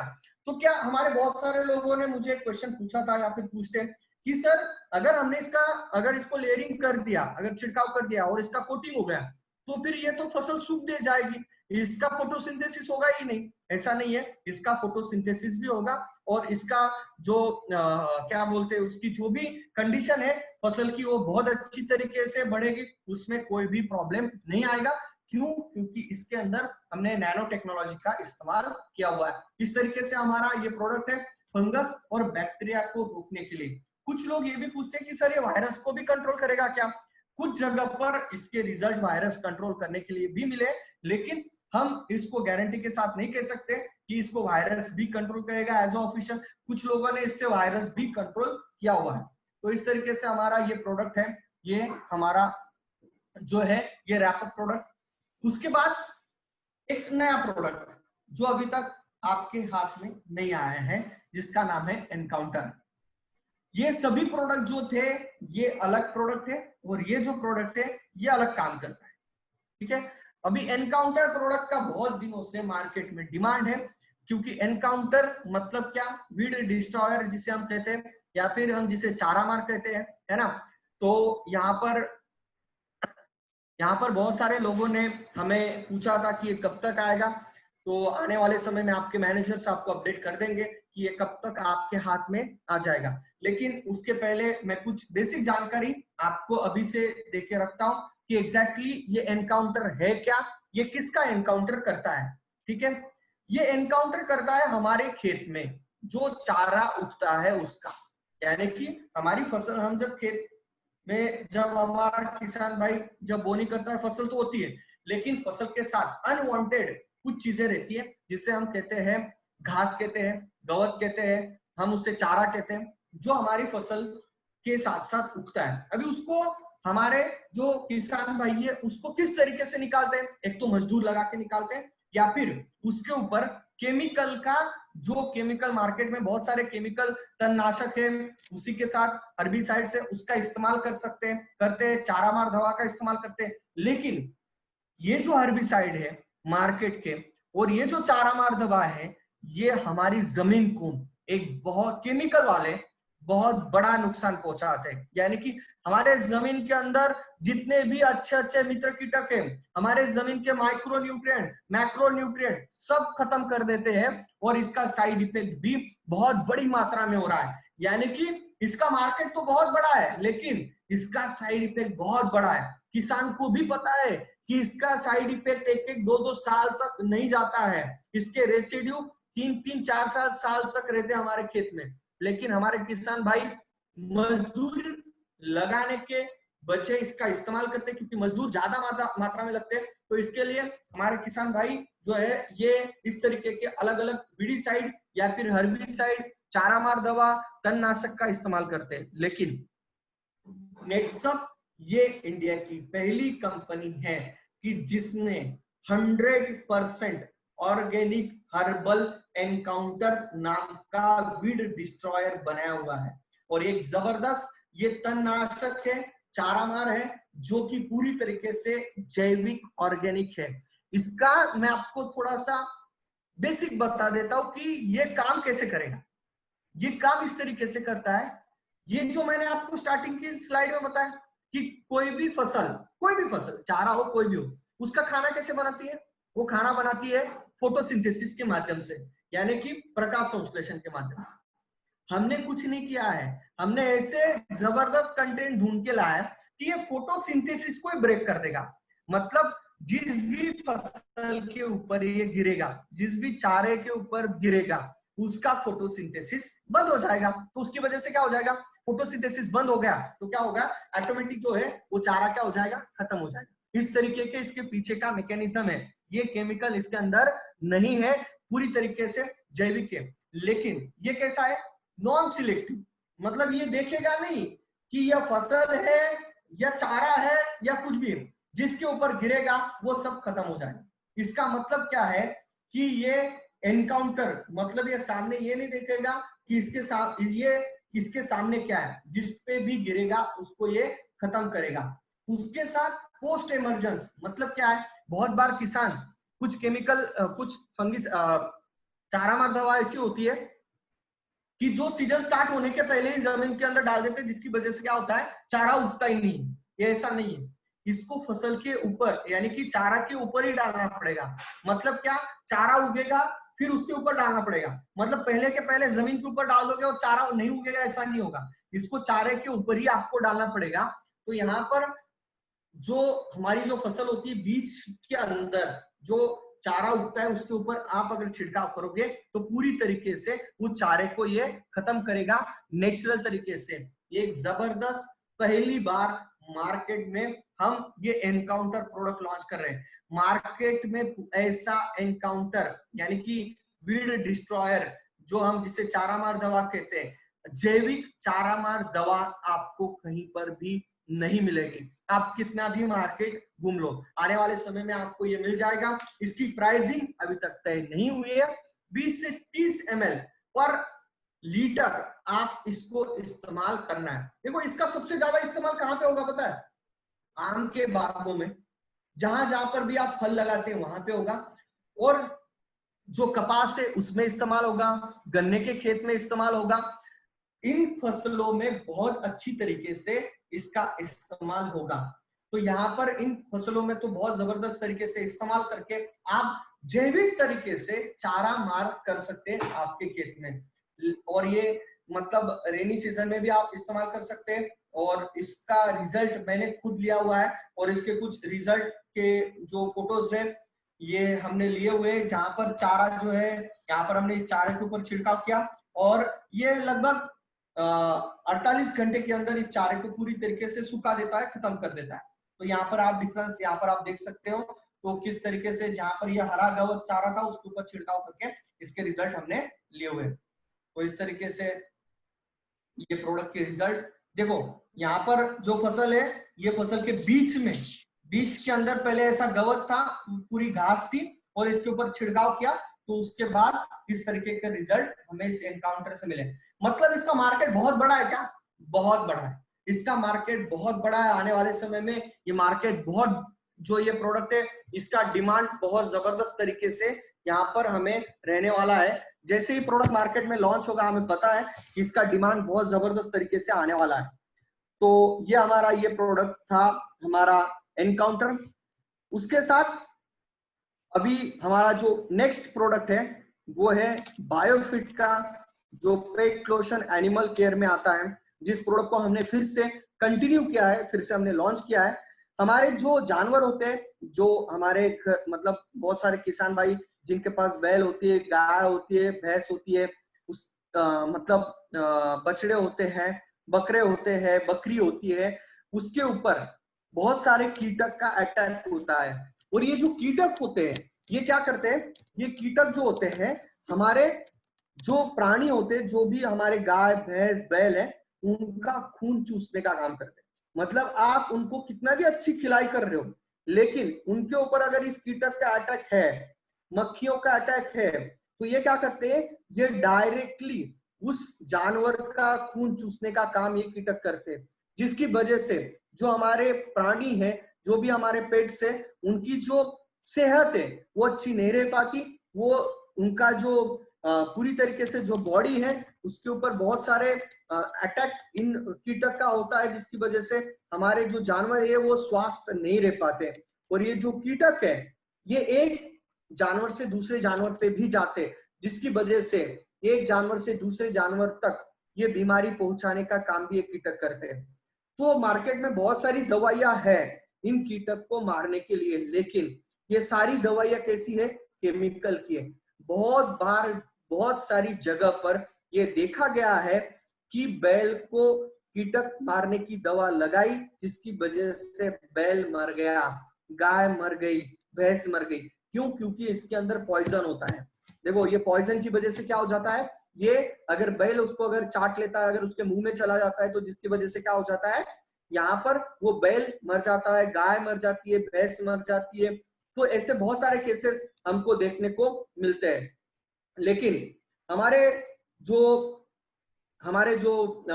पेट लोशन जो प्रोडक्ट है उसके माध्यम से यहाँ पर जो हमने एक जबरदस्त हर्ब्स के माध्यम से, एक जबरदस्त हर्ब्स का इस्तेमाल करके इस पेट लोशन प्रोडक्ट को बनाया हुआ है। 100% ऑर्गेनिक, 100% आयुर्वेदिक ये पेट लोशन है, जो कि हम हमारे गाय भैंस को इस्तेमाल करके यहाँ पर हमारे जो गाय भैंस बैल है उनको पूरी तरीके से कीटक मुक्त हम रख सकते हैं। ये पूरी तरीके से नॉन टॉक्सिक है, पूरी तरीके से केमिकल फ्री है। हमारा स्टैंडर्ड डोज है 10 लीटर पानी में 10 ml, 1 लीटर में 1 ml, इसके हिसाब से आप इस्तेमाल कर सकते हैं। इसको इस्तेमाल करने से पहले आप गाय बैल को पहले धो लो, फिर उसके बाद उसको लगाओ, और लगाने के बाद 1 से 2 घंटा रहने दो, फिर उसके बाद उसको पूरी तरीके से धो लो। आपके बैल कीटक के ऊपर, भैंस के ऊपर जो भी कीटक है वो पूरी तरीके से खत्म हो जाएंगे। तो इस तरीके से हमारा ये पेट लोशन प्रोडक्ट था। उसी के साथ हमारा सबसे चहीता प्रोडक्ट, हमारा ये ऐसा प्रोडक्ट है कि जो हमारे बायोफिट के अंदर एक अच्छा सेल होने वाला प्रोडक्ट, जो CFC प्लस, हम जिसको बहुत बड़ी मात्रा में सेल करते हैं। राजस्थान में, गुजरात में, मध्य प्रदेश में इस प्रोडक्ट का बहुत बड़ी मात्रा में सेल होता है। किसानों के पास जितने भी गाय भैंस बैल घोड़ा बछड़ा बकरी है, पोल्ट्री है, उसमें इसका इस्तेमाल होता है। देखो हम गुजरात के लोग को न्यूट्रिशन जो है वो बहुत अच्छी तरीके से लोगों को बताते हैं, हेल्थ अवेयरनेस, यानी कि नेचुरल मोर प्रोडक्ट का अगर सेल अगर सबसे ज्यादा कहीं होता है तो गुजरात में होता है। तो हम लोगों को न्यूट्रिशन बहुत अच्छी तरीके से सेल करते हैं। हमारे जो हेल्थ रिलेटेड है, यानी कि हम ये बताते हैं कि आपकी बॉडी के अंदर जो जो कमियां हैं वो पूरी तरीके से नेचुरल मोड के माध्यम से कंप्लीट हो जाती है। लेकिन वैसे ही हमारे जो बैल होता है, गाय होती है, भैंस होती है, उसको भी न्यूट्रिशन की आवश्यकता होती है। उसको भी विटामिन, प्रोटीन्स, एंजाइम, हर्ब्स, इन मिनरल्स, उसके साथ अलग अलग न्यूट्रिएंट्स की आवश्यकता होती है। तो ये जो न्यूट्रिशन होते हैं ये चारा के माध्यम से या फिर हम जो भी उसको खिला रहे हैं उसके माध्यम से वो पूरा नहीं होता है। तो हमारा जो ये CFC प्लस है, इसके अंदर लगभग 28 तरीके के अलग अलग कंटेंट है। इसके अंदर आप अगर मार्केट में, अब आप हमारे गाय या भैंस का अगर दूध बढ़ाना है तो हम क्या करते हैं, हम मार्केट से कैल्शियम लेके आते हैं, और कैल्शियम हमारे किसान भाई क्या करते हैं, कैल्शियम खिलाते हैं, जिसकी वजह से क्या होता है, वो गाय या भैंस का दूध जो है इंस्टेंटली बढ़ जाता है। लेकिन वो 1 या 2 साल तक बढ़ता है, तीसरे साल के बाद वो गाय या भैंस दूध देना बंद कर देती है। क्यों? क्योंकि उसकी जो क्षमता है उससे उसके साथ खिलवाड़ किया जाता है इस केमिकल कैल्शियम के माध्यम से। लेकिन हमारा जो CFC प्रोडक्ट है इसके अंदर नेचुरल हर्ब्स है, नेचुरल प्रोडक्ट्स है, जिसकी वजह से उसका जो दूध है उसको किस तरीके से बढ़ाया जाता है, क्योंकि उसके अंदर नेचुरल तरीके से कंटेंट डाले हैं जो कि नेचुरल तरीके से उसका जो दूध बढ़ाने में काम करता है। इसके अंदर vitamin A, vitamin D3, vitamin E, शतावरी, मेथी, इस तरीके से नेचुरल कंटेंट इस प्रोडक्ट के अंदर डाले। उसी के साथ minerals, calcium, phosphorus, magnesium, iodine, iron, zinc, इस तरीके से कंटेंट इसके अंदर डालें।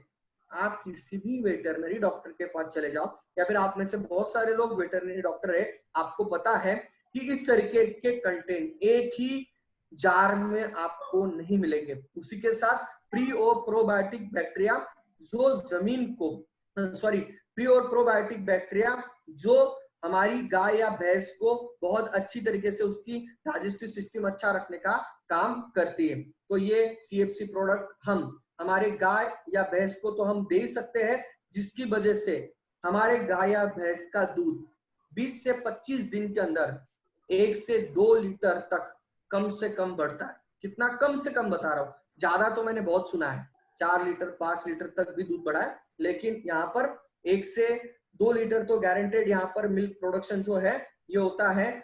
यहाँ पर जो डोसेज है ये 10 से 15 ग्राम, मतलब सुबह शाम मिलके, दोनों मिलके, मतलब एक टाइम में 10 ग्राम खिलाओ, या सुबह 5 ग्राम शाम को 5 ग्राम, ऐसा भी आप खिला सकते हो। तो 10 ग्राम उसके पेट में आप खली के माध्यम से, उसके साथ आटे के माध्यम से आप उसको आपके गाय या भैंस को खिला सकते हैं, घोड़े को खिला सकते हैं। पोल्ट्री में आप इसको दे सकते हैं। पोल्ट्री फार्मिंग में सबसे बड़ा प्रॉब्लम, 2 प्रॉब्लम होती है।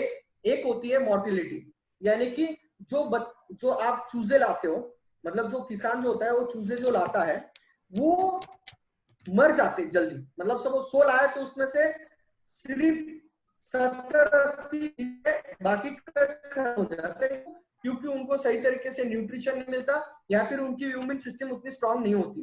तो वहां पर एक सबसे बड़ा प्रॉब्लम होता है। दूसरा, जो बैच तैयार होता है वो लेट होता है, जिसकी वजह से उसका जो फूड कंजम्पशन रेशो होता है, FCR जिसे कहते हैं, वो ज्यादा हो जाता है। मतलब पोल्ट्री का पूरा जो गणित होता है ये फूड कंजम्पशन रेशो पे होता है, मतलब जितना ज्यादा फूड लगता है उतना ज्यादा वो जो है उसकी प्रॉफिटेबिलिटी कम होती जाती है।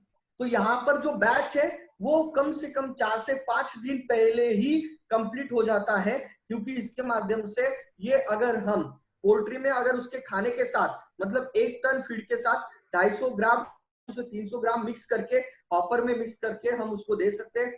अगर आपको उसकी डिटेल इंफॉर्मेशन चाहिए तो आपके मैनेजर को पास में व्हाट्सएप कर दूंगा, वो वहां से आपको ये मिल जाएगी। तो पोल्ट्री में भी हम इसको इस्तेमाल कर सकते हैं। तो इस तरीके से हमारे एग्जिस्टिंग प्रोडक्ट है जो कि ऑलरेडी मार्केट में पहुंच चुके हैं। उसके साथ अपकमिंग प्रोडक्ट की बात करते हैं तो एक डीकंपोजिंग करके एक प्रोडक्ट आ रहा है। डीकंपोजर नाम का एक प्रोडक्ट है जो कि हमारे खेत में बहुत सारा वेस्टेज होता है, या फिर हमारे खेत में बहुत सारी ऐसी चीजें होती है कि जिनको हम जला देते हैं, या फिर हमारा गोबर खाद जो होता है उसको डिकम्पोज करने के लिए, खाद में कन्वर्ट करने के लिए नेक्सप एक बैक्टीरियल कल्चर नाम का एक डिकम्पोस्टिंग नाम का एक प्रोडक्ट ला रहा है। अभी उसके ऊपर वर्कआउट हो रहा है, वो आने वाले समय में आपको मिलेगा, जिससे कि आप देख सकते हैं कि ये यहाँ पर एक गोबर का और थोड़ा चारे का पूरा तरीके से ये मिक्स किया हुआ ये आपको दिख रहा है सामने, और इसके ऊपर हमने इस कल्चर का, बायोफिट कल्चर का इस्तेमाल किया। उसके बाद ये पूरी तरीके से इसका जो कन्वर्जन ये चाय पत्ती जैसा हो चुका है, मतलब ये पूरी तरीके से खाद में कन्वर्ट हो गया है और इंस्टेंट खाद में इसका कन्वर्जन हो चुका है। तो एक जबरदस्त एक प्रोडक्ट आने वाले समय में हमें मिल रहा है। मतलब एग्जांपल लो कि आपके खेत में आपने एनकाउंटर प्रोडक्ट का इस्तेमाल किया जिससे चारा खत्म हो गया, और उसके ऊपर आपने डिकम्पोजर या फिर कल्चर का स्प्रे कर दिया, तो वो उसको डायरेक्टली खाद में कन्वर्ट कर देगा। या फिर हम कई बार क्या होता है, गेहूं निकलने के बाद पूरी तरीके से उसको जलाना पड़ता है, तो वहां पर हम अगर इसका छिड़काव कर देंगे कल्चर का तो उसको पूरी तरीके से खाद में कन्वर्ट कर देगा। गन्ने के खेत में भी वैसे ही होता है, तो वहां पर भी हम, केले के खेत में भी ये जो चीजें होती है उसको जलाना पड़ता है फसल निकलने के बाद, तो उसको हम उसके ऊपर अगर इसका छिड़काव करेंगे तो इसको पूरी तरीके से खाद में कन्वर्ट कर देगा। ऐसा कल्चर नाम का प्रोडक्ट आने वाले समय में आपको मिलेगा। उसी के साथ इंटैक का ही एक दूसरा भाई अभी आ रहा है, बायो लार्विसाइड करके इसे हम कह सकते हैं। हमारे पास एक बहुत बड़ी समस्या हर बार हमें देखने को मिलती है कि हमारा इंटैक प्रोडक्ट जो है ये इल्ली के ऊपर पूरी तरीके से असरदार नहीं है। असरदार है स्टार्टिंग के टाइम पे, अगर लार्वी टाइम पे अगर आप इंटैक का इस्तेमाल करोगे तो ये इल्ली को, ईडर को भी खत्म कर देगा। लेकिन अगर ये बड़ी हो गई उस वक्त अगर स्प्रे करोगे तो कोराजन से भी ये मरती नहीं, प्रोफेक्स से भी मरती नहीं। तो ये हमारे इंटा जो है ये तो हर्बल है, ऑर्गेनिक, इससे तो नहीं मरेगी।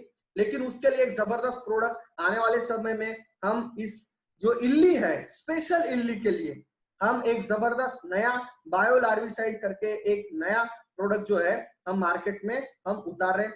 उसी के साथ एक्वाकल्चर जो फिशरी करते हैं उनके लिए एक जबरदस्त गुड न्यूज है कि हम उसके ऊपर भी काम कर रहे हैं। एक्वाकल्चर के लिए, एक फिशरी के लिए एक जबरदस्त प्रोडक्ट ला रहे हैं, क्योंकि एक्वाकल्चर ये आने वाले समय में हमारे बहुत सारे, मतलब इंडिया में भी बहुत सारी जगह पर ऑलरेडी हो रहा है और उसके लिए बहुत सारी जगह पर अभी स्टार्ट भी हुआ है बहुत सारे स्टेट में। तो यहाँ पर हम एक्वाकल्चर के ऊपर भी हम काम कर रहे हैं। तो ऐसा एक जबरदस्त प्रोडक्ट रेंज, हम ऐसे 3 नए प्रोडक्ट आने वाले समय में आपके पास आ जाएंगे, उसकी जानकारी आपको आपके मैनेजर के माध्यम से आपको मिल जाएगी। तो इस तरीके से हमने ये बायोफिट प्रोडक्ट रेंज को यहाँ पर मैंने बताने की कोशिश यहाँ पर की है। तो मेरी ओर से मैंने प्रयास करने की कोशिश की कि आपको जानकारी दूं, और यहाँ पर हम बायोफिट प्रोडक्ट रेंज जो है यहाँ पर हम खत्म करते। और आपने और केविन सर और जो भी सेंट्रल वेस्ट के जितने भी मैनेजर्स है उन्होंने मुझे यहाँ पर मौका दिया बायोफिट प्रोडक्ट्स को यहाँ पर प्रेजेंट करने का। तो मैं आपका बहुत बहुत धन्यवाद हूँ। और आपके जो भी क्वेश्चंस है वो आप आपके मैनेजर्स को चैट के माध्यम से आप बता सकते हैं। Thank you Kevin sir.